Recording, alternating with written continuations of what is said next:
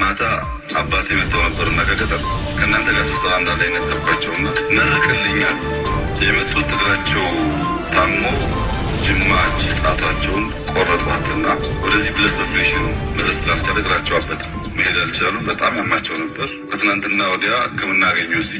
ዶክተር አብይ እና ሚኒስተር አባሳ ዋሉ ዳፍ ጅማዳ ቁሳቤ ከማት ሀሊ አባሳት ያዋለ ሞድን ቀሲሳዳ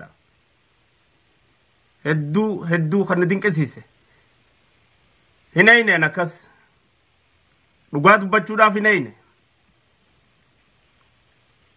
akkuma irra guddaan keessan quba qabdanitti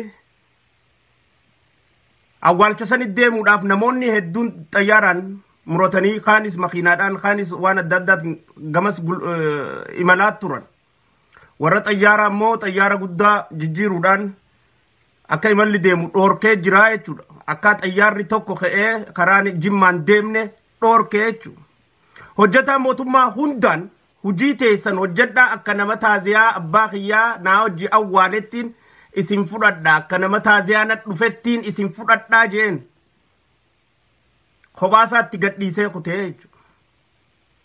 Abbaasaa gizee awwaalee warra silaa biyya ollaarraa jimma lafoota jimma magaalaa adda addaarraa bakka shaashee sanitti achi deemaa jiran hundaa'u hin dhufinaa jahetti poolisaa fi wataaddaraan kararratti dhorkaa turanii jechuudha. Deebisaa turan nama akka namni hin laffaaniif akka namni hin dadhabneef akkuma abbaa ilma hiyyeessaa tokkotti akkuma abbaa nama firan qabnee tokkotti akkuma abbaa nama hundaatti awwaalchi isaalleen awwaalcha nama khani wal qixa akka ta'u barbaade jechuudha. Ergaan inni dabarsuu barbaade tana keessatti luxuriin an muumicha ministeeraa ta'uudhaan awwaalchi abbaa kiyyaa kan nama biraarraa adda ta'uu qabateettu hin fudhanne jechuudha. Dr. Abiy an osoo ta'e hin godhu dhuguma dubbachuuf an osoo ta'e hin godhu yoon kijibe malee hin godhu dachiin girgireessa an osoo ta'e sila kabirate mas madfidawa heddumminni sangaadha gaala wanni qalama dunkaanni dhaabama wanni godhama hundi hisaabarraa baati turte jechuudha. Osoo kabiraa taate dhugaa dubbachuudhaaf ammoo inni dhoorkee ummata dalagaa irratti ummata sila paarlaamaa keessa wajji ka'u deemu ka'e ministeerota wajji deemu ka'e hundaa'u dhoorkee bolammaa faadhaas dhoorkee maayirratto bolammaan faan didanii jala dhaqan jechuudha. Isa duuba wajjin osoo deeman duubarraa itti dhaqan jechuudha. Bakka taaziyaa ol seenee mana abbaasaa xiqqoo taa'ee yoon as ture namni ol yaa'a tajattuuf ka'ee ba'ee kutee jechuudha. Abbaasaa awwaallatee an osoo ta'e hin godhu kas yoon kijibe malee hin godhu an dhuguma sanitti an hin godhu silaa kabiraa ta'aniis dhugumatti hin godhan. Agarree warra amma dura bulchaa turees guyyaa meeqa baandiraa gad xiqqeessanii matfii dhawanii taa'anii taaziyaa dunkaana ciraa jiboota qalaa namni biyya adda addaarraa biyya mootummaa garagaraarraa ollaarraa haadhaarraa du'e abbaarraa du'e jechaa girrisaa fi xalayaa dubbifamtuu fi televizhiinaa fi jinnijjaankaan xiixxituun hundinuu harkaa turreemi. Suurumaa televizhiinummaan Itoophiyaatu bakka san dhaqee akka taaziyaa abbaasaa awwaalcha abbaasaa waraabne godhu wannummaa girrigirriin takkalleen akka hin jiraanne akkuma abbaa ummata biraatti akkuma abbaa ilmoo aangoo hin qabnetti akkuma abbaa ilmoo taayitaa hin qabnetti abbaansaa akka awwaalamu godhuun beekumsarraayi qaroomarraayi hayyoominarraayi. I'm proud of him. Hedduun dinqisiifadhe jechuudha. Hedduun dinqisiifadhe. Achirraa deebi'ee abbaasaa osoonii fi du'a abbaasaa sabbaree mana galee namni manatti itti osoon xiixin ministeeronni manatti osoo itti xiixin walgahii adawaayiidhaat irra taa'ee gaggeessuun marii san oofsisuun ifiifuu dandeettii biraatiin maastu. sabbareechu. So Dr. Abiy seenaa kuma dalagaa jirutti itti fufee jira jechuudha. Oromoon jabeeffadhaa hayyuu keessan. Osoo har'a jaraa taate akkana qofaaf jarri hangi inni isa faarfatu dachii samii walis sossoosa osoo jaraa taate. Osoo jaraa taate jarri dachii samiidha garagalcha jechuudha. Isa dinqisiifachuudhaan. Keenyaga kam goona jabeeffadha dhugumaan biyya tana jijjiiruudhaaf deemaa jechuun namichi kun muratee jira jechuudha.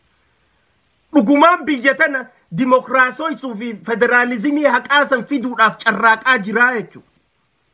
Dhugumaan biyya tana maqaa ilmaan Oromoo kana maqaa dhugaadhaa ka Oromoon gizee bulchite hakkanaa jaamee hegaretti illee akka dubbatamu taasisuu irratti deemaa jira jechuudha.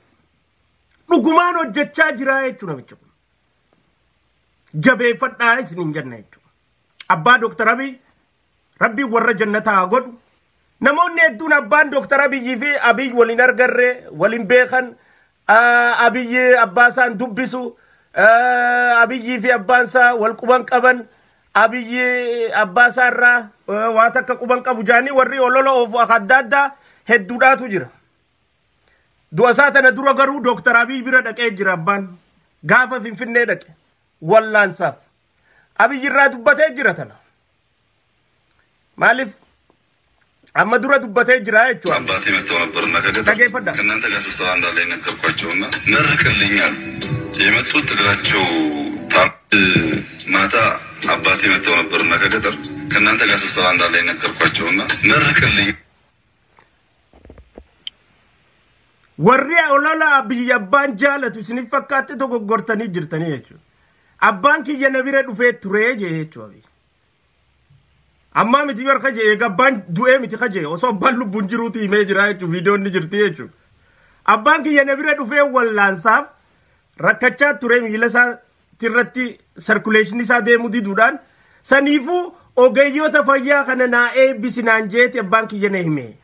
Isaanii wajjiniin ganama walgahii qabajeetiin galgalatti himee wajji haasoyinee turre naa eebbisii isaan kun rabbii gaditti warra nama fayyisaa jiru nama wallaanaa jiru anillee hafuura naa kannan jeeti dubbatee jee jechuudha. Laal kunoo viidiyoo abbaasaa inni dubbate ragaadhaan jechuudha. ማታ አባቴ መጥተው ነበርና ከገጠር ከእናንተ ጋር ስብሰባ እንዳለ ነገርኳቸውና መርቅልኛል። የመጡት እግራቸው ታሞ ጅማ ጣታቸውን ቆረጧትና ወደዚህ ብለድ ሰርኩሌሽን መድረስ ስላልቻለ እግራቸው አበጠ። መሄድ አልቻሉ። በጣም ያማቸው ነበር። ከትናንትና ወዲያ ሕክምና አገኙ።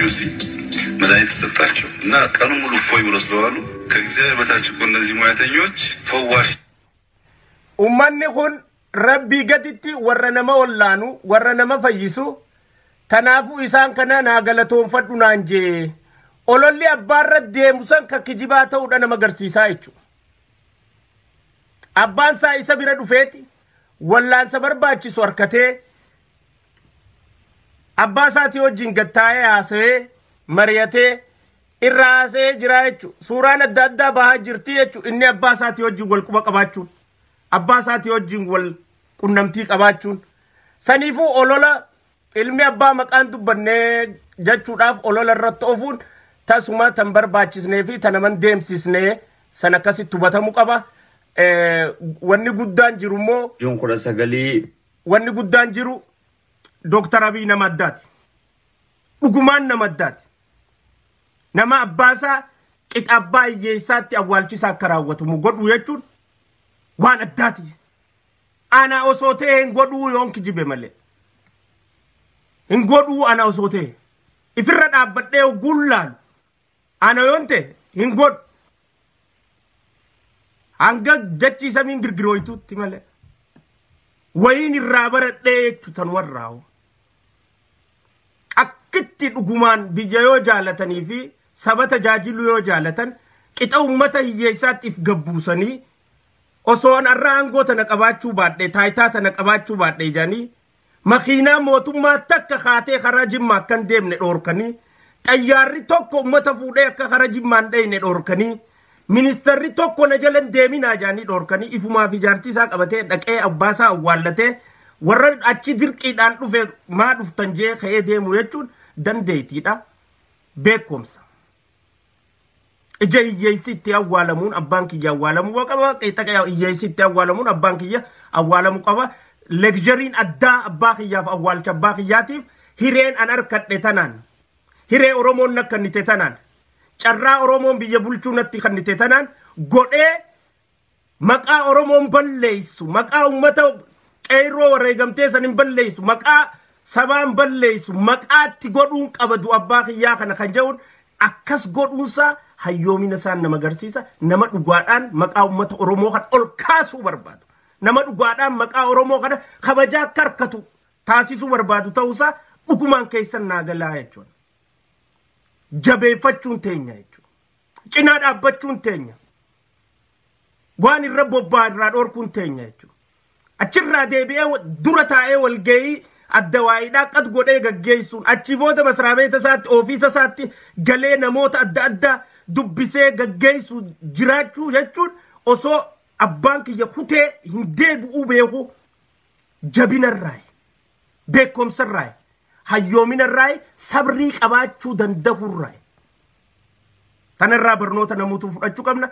Abbaa Dr. Abiy Haji Ahmad Ali rabbiin jannatul firdoosin si haa badhaasuu siin jenna.